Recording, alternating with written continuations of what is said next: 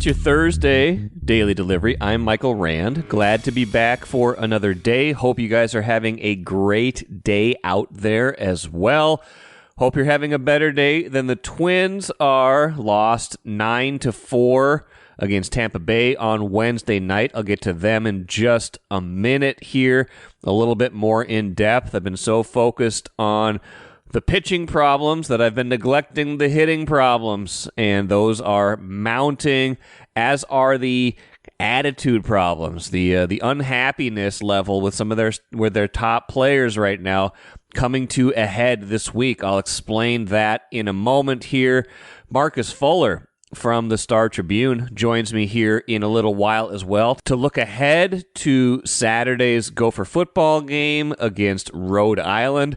But more importantly, I think at this point, to talk about Gopher volleyball. Had a great weekend, pushed Stanford to the limit, beat number 1 Texas, looking like a program that is regaining its footing. Wasn't like last year was terrible. They were still pretty good, but it was not up to their standards last season in Keegan Cook's first season as head coach.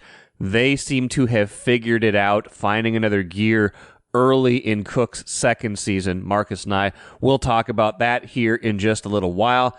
Got a Vikings thought at the end of the show, just kind of taking a look at a familiar problem for them and an early look at seeing if anything has changed in 2024 or if what they are trying to accomplish in the run game is just wishful thinking because of the interior of their offensive line. First, though, what I miss, like I said, Twins at the jump. 2 players are standing out to me right now this week. Royce Lewis and Byron Buxton, 2 of their most important players. I would put Carlos Correa in that category right now, but Correa is not playing. He hasn't played in almost 2 months now, since July 12th with that foot injury, plantar fasciitis, not going well for him. Royce Lewis is playing. Byron Buxton trying to get back. He's on a rehab assignment with the Saints. Both of those guys this week, some frustration, it seems, is boiling over.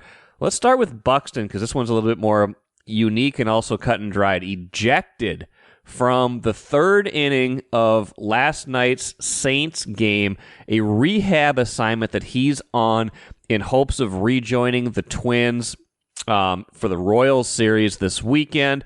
He's been out for a while. He's got that hip injury, trying to work through that. Got ejected, arguing about a pitch clock violation. Seemed like he was maybe justified in doing that, but at a certain point, maybe you just kind of need to understand why you are there. You're there to put in the work. You're not necessarily there to argue balls and strikes, pitch clocks. You got to make sure you get your at-bats. You got to make sure you run around in the field and get ready for what really matters. So Byron Buxton ejected. He's never been ejected in his entire major league career. Gets ejected from a AAA game on a rehab assignment, loses 6 or 7 innings of proving that he is ready to come back and help the Twins. That is not helpful at all. That was not a good look for Byron Buxton. Not a great look for the home plate umpire either, who rang him up for arguing. Just come on. The game is not bigger than, you're not bigger than the game, right? You're not bigger than the game. Let Byron Buxton have his words, get his words in edgewise. Buxton's got to understand what he's supposed to do, but so does the umpire. Here's a guy here who's not even, this player in Buxton who's not even a regular here. He's just here on a rehab assignment and gets tossed. And now we'll see if there's any negative consequences from that. If he lost the time he needed, I'm guessing he doesn't. It's just a frustrating piece of this whole puzzle because, man, they need Byron Buxton back because their right-handed hitting has been suffering lately. A piece of that is the second piece of this segment. Royce Lewis, he's been terrified of playing second base. That's been the storyline this week. They're trying to move him around a little bit, getting him off third base, which was not even really his natural position. He's a shortstop. Carlos Correa, though, by the way, normally is here playing shortstop, They haven't really tried Royce at short since Correa got hurt. I still do wonder if maybe that's a little bit annoying to Royce Lewis. They've been giving Brooks Lee time there. They've been giving Willie Castro time there. Not Royce Lewis, but they try him now at second base. And he was pretty adamant about how he doesn't really care for it. He's terrified of it. Said that earlier this week. He said he got a chance to play second in a kind of a relief role earlier this week. Didn't really love it. I think it was Sunday afterward. He said, "I think we proved I'm an athlete," after he fielded a few balls that were hit his way, and he fielded them cleanly. Now let's just keep playing normal baseball, play third, and win baseball games. Now they've won some games lately. They won Sunday and Monday, but then things turned Tuesday, and again last night they lose 9-4. And in last night's game, Royce Lewis was playing second base, starting and playing second base. The Twins wanting to stack up their best right-handed hitting options, play him at second, then you can have Jose Miranda at third. You can have Carlos Santana, a switch hitter, playing first base, and then you can DH Ryan Jeffers to get some of your more capable right-handed bats into the lineup. That said, Royce Lewis doesn't seem to love it. Said it's not about a position change more than I just don't feel as comfy as at the place that we're in the standings. If we were the White Sox, I mean, sure, let's try something new if that's what we want to do. But I don't think we're the White Sox. We're trying to win a division. Throwing some shade at the White Sox, although the White Sox probably have earned that shade. They are awful. They're 31-109, something like that, entering yesterday's game. They're dragging down the entire division's winning percentage. They are awful. So, okay, we're going to let that go, even though it's a little bit odd to see someone ripping another team like that. I don't know that Royce Lewis has quite earned this equity. He obviously was great last year. Was great in the postseason. Yes, he's kind of the future face of the franchise, but ever since June 19th, he said, "I don't do slumps." That was his famous, now infamous quote, "I don't do slumps." He had had a hitless game. He went 0 for 5, came right back the next game, 3 for 4 with a home run. Said, "I don't do slumps." Since that game, he's been hurt in between there. One time, but since that game, he's played 46 games with 42 starts. He's hitting .228 since declaring that he doesn't do slumps. OPS is okay, 732. That's better than some, but that's pretty average. Royce Lewis has been pretty average for most of this season. And yes, I know he hit the 3-run homer the other day that gave them the win. I get that. I know he's not been a complete non-contributor. I'm just saying I don't know that Royce Lewis has built up the equity to complain about playing second base, to whine about playing second base, to say all these things about, I just want to play third, let's do the regular thing, let's do the normal thing. Players early on in their career, players for the betterment of the team, are asked to do things like this all of the time. They need Royce Lewis's full buy-in. They need Royce Lewis's positive attitude if they're going to turn this thing around. They need Byron Buxton not getting ejected from minor league games. They need Carlos Correa healthy, if at all possible. So like I said, I've been fixated on the pitching. I've been worried about how that's going to hold up. I'm still worried about that. I don't know how the pitching is going to hold up. They might get this to the finish line still. There's not that many games left. I think 23 games left now in the regular season.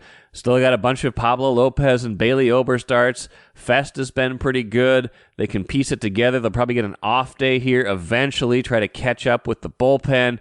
They're probably going to win enough games that they're going to be the second or the third wild card, just because nobody else is really chasing or pursuing with any sort of speed. All that said, I don't know how this is going to work in the postseason with the pitching, and I don't know how it's going to work with the hitting if these guys can't get their act together, can't get their attitude together, and can't start performing like the stars that they are. Let's bring in Star Tribune reporter Marcus Fuller right now. Usually when I have Marcus on, it's to talk college basketball. He covers the Gophers men's basketball team for the Star Tribune, in addition to other things. Today, Marcus, I want to talk primarily about Gopher volleyball and Gopher football, two things that you are helping out with right now before the basketball season starts. First off, how you doing? Not bad. Yeah. little hot. Not that it's hot today. It's pretty cool actually with the wind blowing, but in between my work sessions, I tried to mow the lawn a bit. Oh yeah. You know how that goes when you're working from home. I do know how that goes. You get out there and you don't think it's that hot until you get out and try to push that thing all the way around the yard. I do mine in 2 segments. I do the front, then I take a little break, and then do the back. So maybe that's let that be a lesson to all you mowers out there. Speaking of mowing, Marcus, Gophers mowed down Texas, number 1 ranked Texas, the other day in volleyball. A bit of an upset in terms of the fact that Texas is defending national champs, a big win streak going, came in as the number 1 team in the country. Gophers maybe not as highly regarded as they have been in past seasons, but they had a really strong weekend. Not only against Texas, but taking Stanford to five sets as well. Looks like this is a pretty formidable team right now.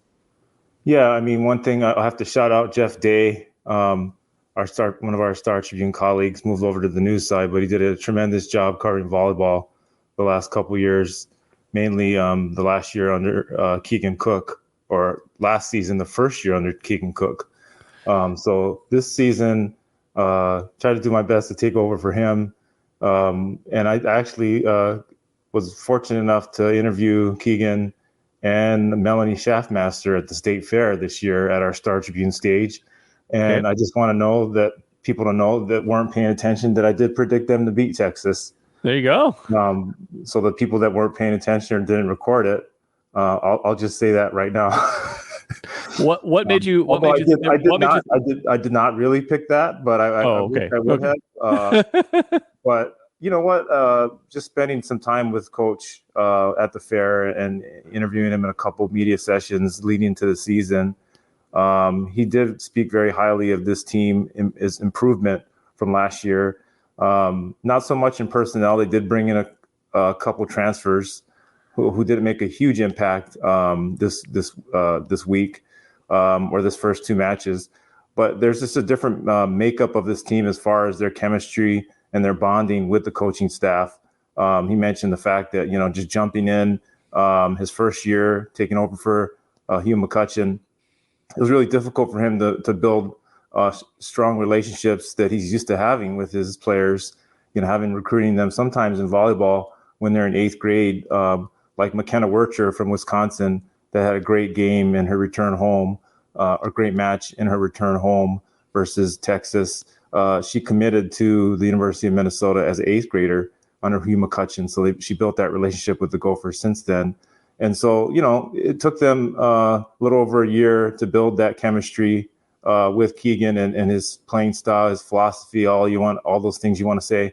And I think it really came, into fruition, not only in the Texas match and the upset, but, really in the first match. They had Stanford on the ropes. They had them down 2-1.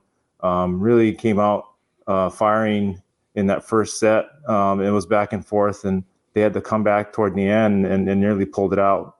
So I think that first match showed everyone in the country that the Gophers were, the kind of team that we're used to in the past with McCutcheon when they made the Final Four championship, Big Ten championships. Those are the types of things that they're wanting to compete for. And last year, they were fortunate enough to just make the NCAA tournament, finish 17-13. And then coming into this season, they're predicted to be 5th in the Big Ten, and that's an 18th preseason rank in the country. And that's just not what you're used to seeing from Minnesota volleyball. So I think a lot of people saw what they're more accustomed to this past week. Yeah. And how do we kind of think of the difference? Was there something dramatically different in their style of play, or is it just like you said that from year to year you get just more comfortable in that system? The things that Keegan Cook is asking them to do last year that were brand new are now a little bit more second nature, and it's just gelling a little bit better right now. Yeah, I mean, you said it right, and I've already talked about it, the gelling and the chemistry. But really, it's the pieces, how they fit together, the roles. Last year, Taylor Lanford, former Big Ten Player of the Year, She transferred to Nebraska this season, but they're kind of looking at her to be kind of that main go-to player, but also trying to bring McKenna Wercher along. And it didn't really, come to fruition in that first season. She transfers. Then all of a sudden you're looking for, McKenna Wercher to be maybe that number one spot at outside hitter. You have a second spot open. Julia Hansen just jumps right in, and she has 19 kills in her second match. Yeah, it ties her career high versus the number one team in the nation. So some of these things, you say, hey, we're feeling better about each other, and we know each other, tendencies and all that. And then all of a sudden, someone in a new role like Julia Hansen plays like All-American. That's the type of match that you need from a very talented player in order to beat some of these top teams. And in the first match, she also played well. She had 14 kills, and McKenna Wercher had also 14 to lead the team. Really, I truly believe, having watched both matches, I truly believe that they would have beaten Stanford. They would have 2 top 5 wins right now, if not for the service errors in that first match. They had 23, and a lot of that came in the later half of the match when Stanford was able to pull it out. So where do they go from here? I mean, their non-conference schedule. I mean, obviously their conference schedule too, but their schedule is no picnic. And obviously this was more of a neutral site, kind of Big Four powerhouse schools. You had Wisconsin in it as well. This was in Milwaukee, right? So you had kind of a neutral-ish. Wisconsin. It was a pretty pro Wisconsin crowd. I was going to say it's neutral-ish. It's not in their home gym, but it's. They went 0-2. They did. Yeah, they went 0-2. I mean, the competition was no slouch. I mean, Texas and Stanford, but. Yeah, it's surprising Wisconsin's gone 0-3 this year, but their schedule has been incredible. They played, I believe, Louisville in their opening match in a huge at Louisville, in a huge setting there as well. Yeah, I think it's pretty simple. Keegan Cook wanted to challenge his women right off the bat, knowing how tough the Big Ten is. Hugh McCutcheon did the same thing over the years, but last year. They didn't do so well in non-conference, and they're playing 2 more matches this year in non-conference. So they added to that slate, and then also they're starting off on the road, 4 straight matches on the road. You talked about the neutral site; it's still away from home, and then they play in Waco versus Baylor and TCU coming up this week, the end of the week, Friday and Saturday. Baylor is a ranked opponent, and TCU is always tough. I think if they can come out with these 2 matches. You could be looking at a top 10 ranking next Monday. And then Tuesday, they have their home opener versus St. Thomas at the Maturi Pavilion, which would be, it's exciting to have them come home with that kind of momentum after having beaten the number 1 team and hopefully, winning some matches here this week. Gopher football team, Marcus, started with a fairly challenging game, a winnable game though, and I've talked about this with Chip in particular, Chip Scoggins on Wednesday's podcast. So I want to spin it forward with you a little bit because this is a fast week with that North Carolina game's in the distant rear view now, especially since it was a Thursday game, and we're already getting towards the end of the week here. They play Rhode Island on Saturday. Should be, a fairly heavy favorite in that game, a chance to work on some of the things that didn't go their way in that loss to North Carolina. What's your sense for where they are right now, mindset-wise, otherwise, after taking a loss in that home opener against North Carolina? Yeah, I appreciate you bringing up football. I wanted to give one more shout-out to volleyball, and then I'll segue into that. Do it. Melanie Schaffmaster is returning in her 5th year as a setter for that team. Huge leader, and got the ball in spots where a lot of the players could just hit it home. And I segue that into football because if you look on PJ Fleck's side, he brought in a transfer in Max Brosmer, who has a lot of experience and a lot of success in his career, but he did have it at the FCS level, and so. While he's done a great job of leadership in the offseason, this was his first game with the Gophers. He didn't have that experience in flex system and with these guys when it comes to on the football field, and he's playing a power five, power four, whatever you want to call it, opponent. In North Carolina, played them before. They return a lot of guys, very similar, Coach Fleck said, into some of the pieces that they have, especially on defense. So, I think the difference between game one and game two really will be a lot on the offense, in my opinion, the passing game, and Brosmer's maturation in Fleck's system and his cohesion and his chemistry with those receivers and his players. You started to see it at the end of the game. He really got them in really good field position. Not a chip shot field goal, but definitely not 47 yards before that holding penalty at the end.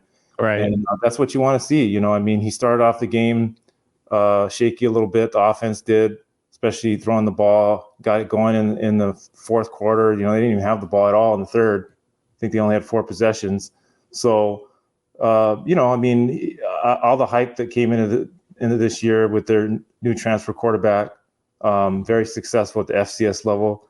And guess who he's playing, in his second game? He's playing an FCS team, who I think I heard correctly recently that he threw for 400 yards in a game right. in his career. So I see the offense, Brosmer, coming on strong in the second game.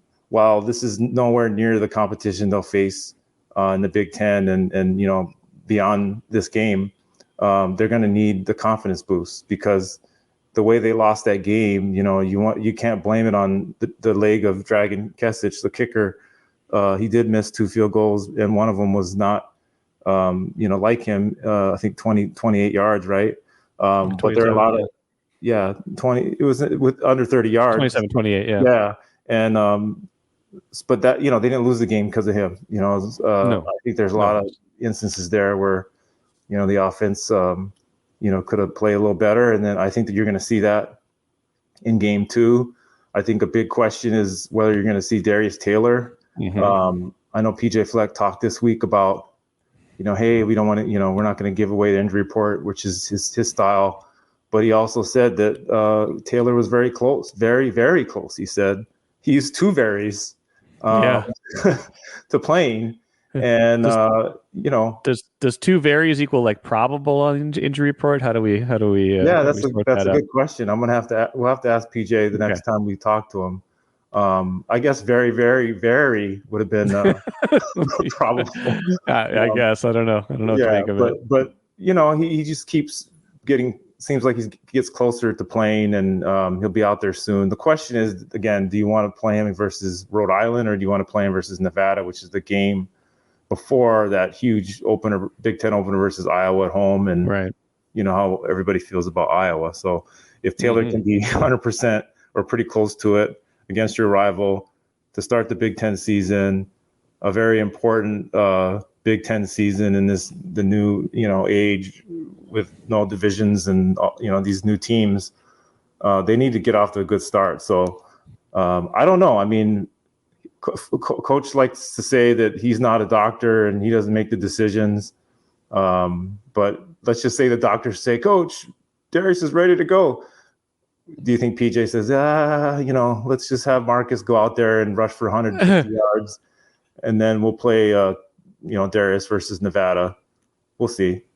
No, I think he wants to win no matter what. I think if Taylor is ready, he'll play him. I can't decide if this Rhode Island game is coming along at the perfect time where they need to build some confidence to kind of see themselves play and see some success, especially in the past game, or if even anything they do here doesn't matter as much and we still need to see it elsewhere, and that this is going to give them, if they do succeed, some false sense of progress. I can't tell if this is a good time for this game or if this was just unnecessary, because the schedule is so hard this year, right? The Big Ten schedule so much harder than what they're used to facing. There's no more Big Ten West. There's a lot of toss-up games. There's no layups.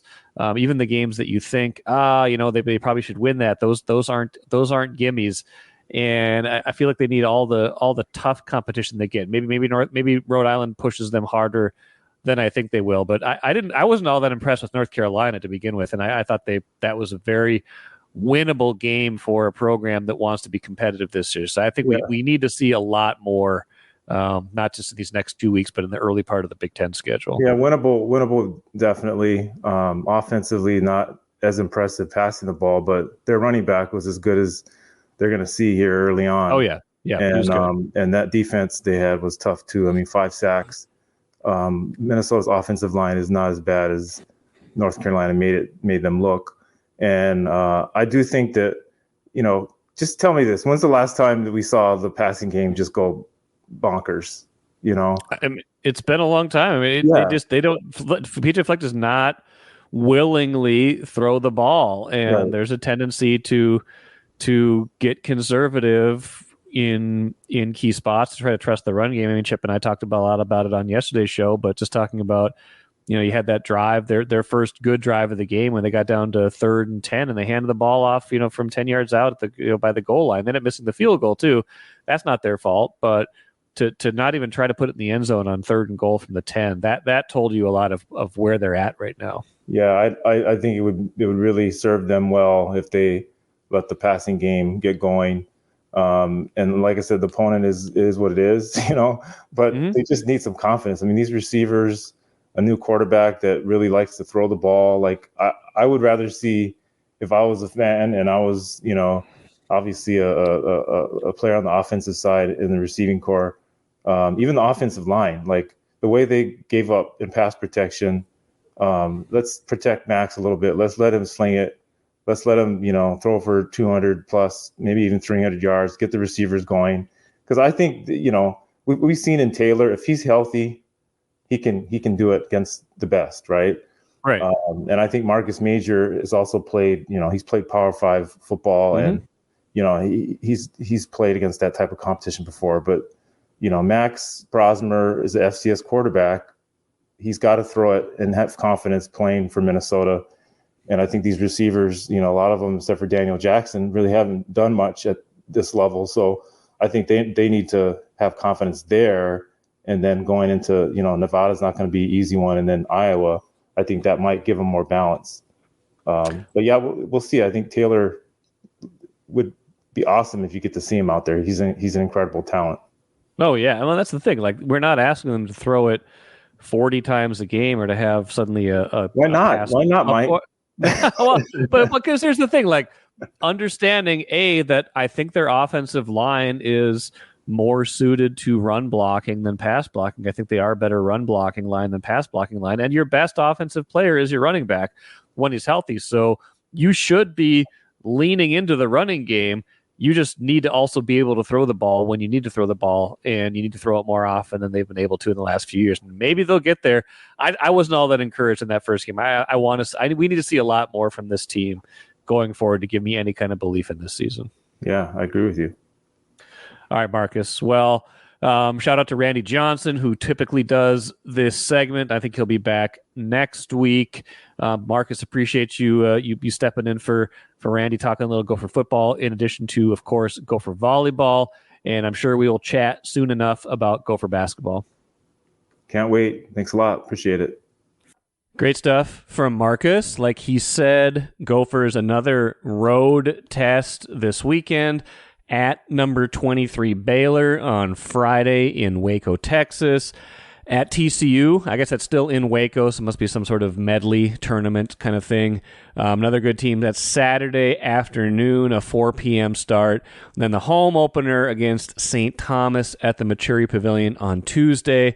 Always entertaining. Those are always great events to attend, to watch on TV. So be sure to check out that team this year. If you've not been paying attention, or if your attention has waned on that team, get back on the Gopher volleyball team attention train, because they are really good again, it seems, this season. Let's finish with the cooler. Talked about this a little bit on Access Vikings, the podcast on Wednesday. Go check that out. Go give them a listen, a download, a rating, a comment, a review, whatever you want to do. Excellent show yesterday talking about it's kind of the Giants game ahead, setting that up. We got into a little bit of the offensive line, a little bit of the ability to run the ball. I got a little bit more into the nitty-gritty of it, just kind of comparing when The last time the Vikings played the Giants, which was, of course, the end of the 2022 season when they lost 31-24 in that playoff game, Dexter Lawrence was a major game wrecker in the middle. Vikings couldn't run the ball a ton, didn't run the ball a ton. I think Dalvin Cook had 15 carries. Kirk Cousins had 1. That was the extent of the rushing attack that day.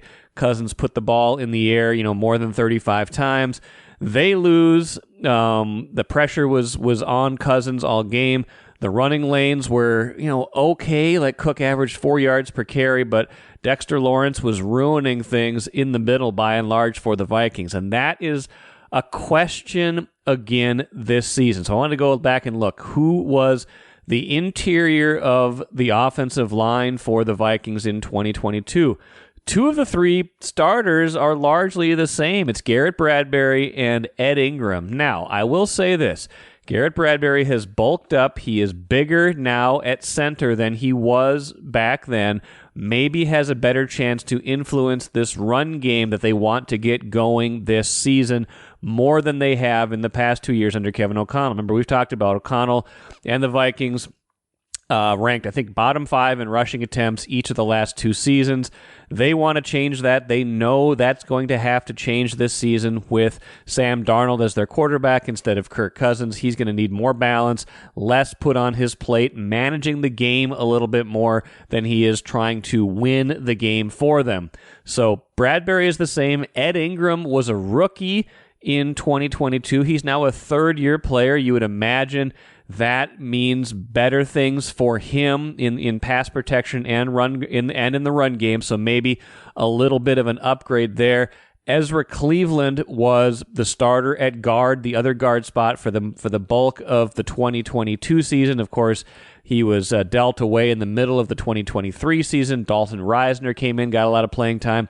Reisner on IR to start this season. Blake Brandel getting a lot of the snaps at guard. He probably was anyway. It looked like he was the odds-on favorite to win the starting guard spot even before Reisner was hurt. So Brandel will be the other guard. So it's Brandel, Bradbury, and Ingram trying to move Dexter Lawrence, trying to keep the Vikings able to both run the ball and pass the ball in this game. That is going to be a massive key to this game, to this season. We're going to get a good look at it right away because Dexter Lawrence is one of the best interior linemen in all of football. He will give that trio a test right off the bat. If the Vikings can run the ball and keep the interior passing lanes, keep that relatively clean in this game for Sam Darnold, that will go a long way towards telling me, hey, they might be able to do this against the bulk of teams in the league, and they might be able to have a little bit more offensive success than I think they're going to have right now. So watch for that on Sunday. Can they move Dexter Lawrence? Can they keep him at bay? Can they keep some of these other talented players off of Sam Darnold, off of their running backs, give Aaron Jones some looks, some holes, things like that? That is what I'm going to be watching for on Sunday. That will do it for me today. Special show coming up tomorrow. Tony Voda, Minneapolis man, baseball fan, had a chance to catch. He was out in LA, had a chance to catch Shohei Ohtani's 40th home run in a 40-40 season. Missed it. We'll talk about that with him, what that experience was like. He was featured prominently in the Los Angeles Times column lately. Just a cool story, so I wanted to share that with you on Friday's show, so we'll get to that in addition to plenty of other things. The Twins back in action against Tampa Bay. Lots of stuff to get to into the weekend. Gophers and Vikings play, so plenty going on as we turn the page to fall. Like I said, that'll do it for me today. Back at it again on Friday.